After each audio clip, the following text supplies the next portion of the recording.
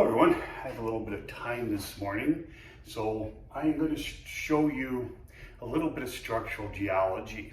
How do we interpret things in the field? I'm not going to get in any maths, promise you, but I will be using some terms you may not be familiar with. I will try to remember to define them as we go along. Now, this was a bit, I had to draw this several times so it doesn't look as good as my normal drawings because of this glare. There's nothing I can do about this glare. The lights are automatic, I can't turn them off. The only way I can turn them off is leave the room for 20 minutes. And then I come back in, they're right back on. So I think you can see this is a syncline. Now, as you can see, it doesn't really matter what this scale is. I do have some vertical exaggeration here. Doesn't matter which way's north in this case. What matters is the shape of this. Many of you may recognize this shape. It is called a syncline. It is when your point, your nose, and that depends on the shape, but tight folds, noses are real easy. I'm trying not to use the word axis here yet, but your point that's furthest from any other point, let's just say that, okay, is, in an anticline it would be up here, and a syncline it's down here.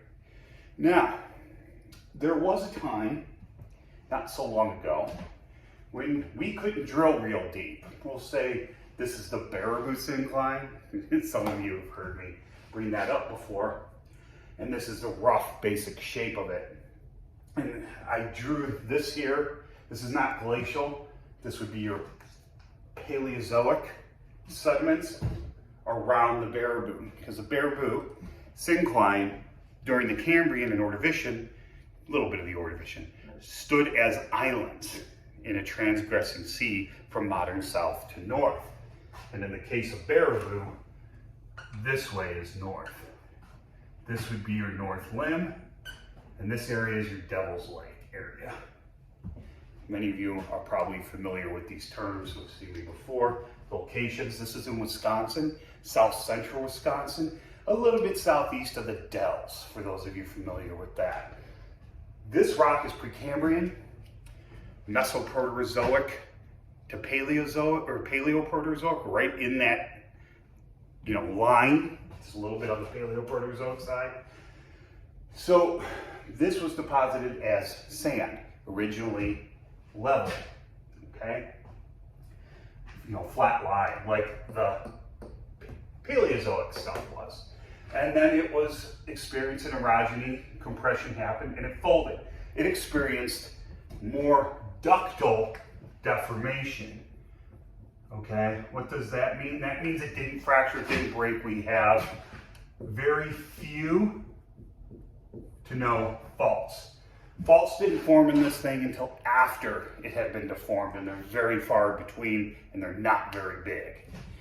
So this thing experienced mostly ductile deformation, telling us it probably was folded and metamorphosed, because it's quartzite mainly. It was buried, metamorphosed, and deformed around shortly after it was deposited. Sorry, try to do this in one take. We're going up north soon here, and I wanted to give you guys something before we went. Now, imagine you're late 19th, early 20th century, and you're just some guy driving along or come along a horse and carriage, and you're doing mapping and stuff, and you're just walking here, and you come up these hills and stuff, and you see these hills. What are you going to see if you're not familiar with any sort of geology? Well, you're going to see the sandstones here, you're going to see this purple quartzite and more sandstone. Now, if you don't know anything about geology, you may not even know this is here. You may sit here and be like, oh, we have this here and this here. Maybe these are two just very large, odd yardings or something like that. And by the way, this is like 2 kilometers thick in this direction.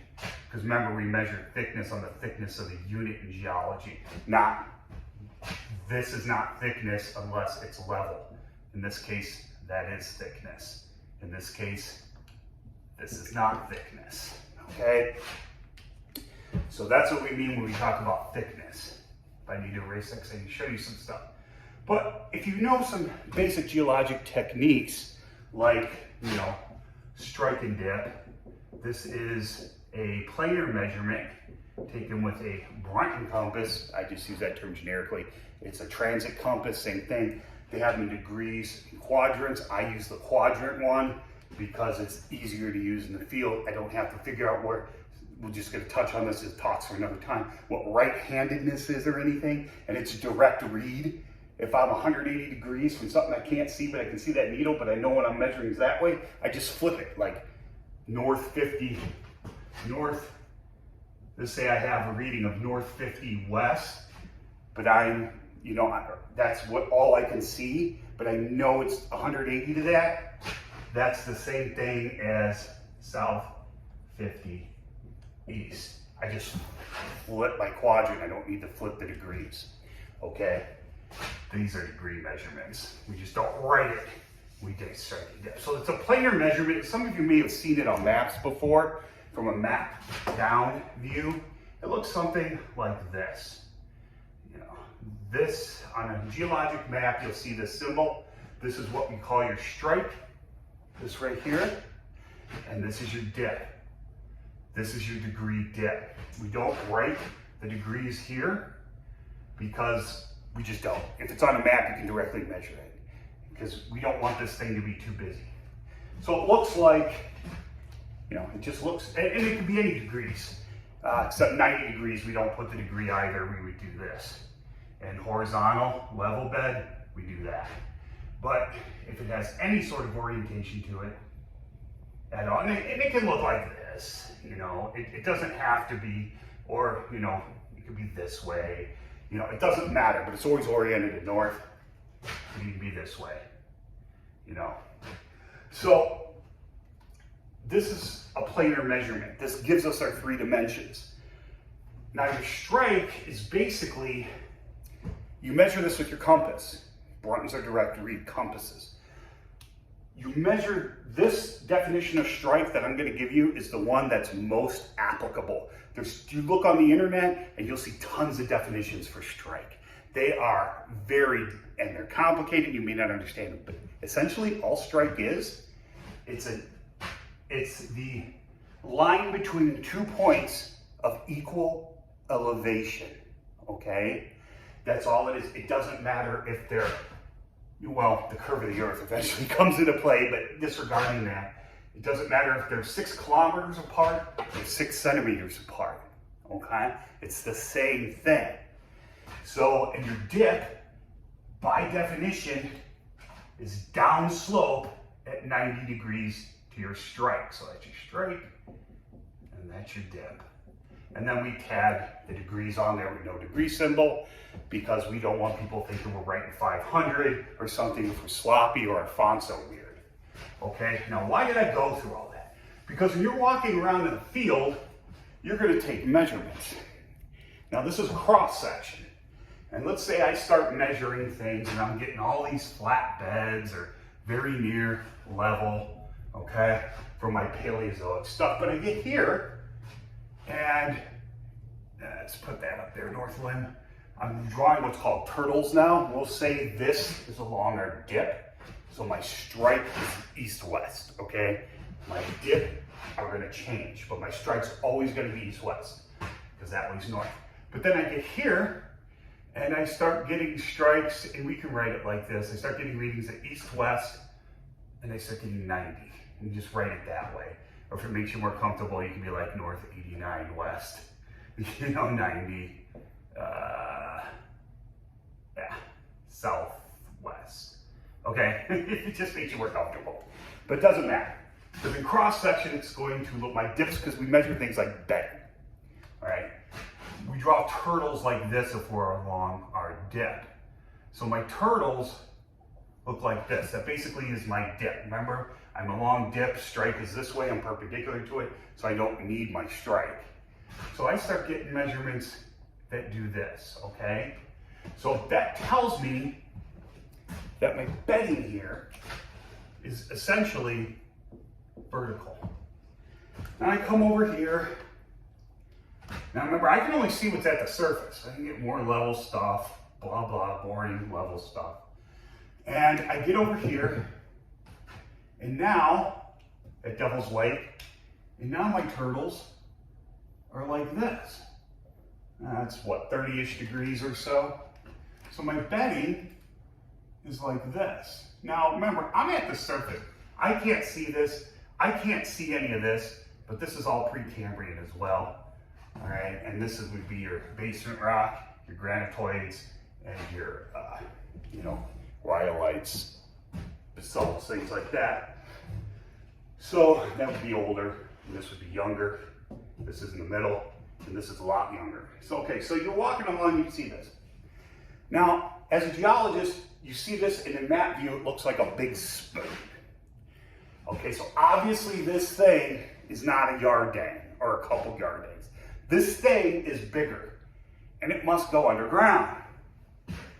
But you do all these things, and you don't know, you got your measurements, but you don't know if this thing is an anticline or syncline, because you can't see this. All right, let's just get rid of that for now. You can't see any of this, okay? And by the way, just to mention something here, at Baraboo, your great unconformity, your contact between your Paleozoic and your Precambrian is vertical here. Yeah, it's vertical, okay? It's not level and sheared off. Those of you who know me know what I'm talking about and who I'm poking at, okay? So you don't know. So could this thing have been a big overturned fold? Could this have been something, and this is all eroded or something? Could this have been just a very giant sort of overturned fold? Now remember, when they were doing this, they didn't know. So could this be some sort of anticline? This is a cross-sectional view. This would be as if you extended this up and around, okay? Could it be something like that? Or not even something like that?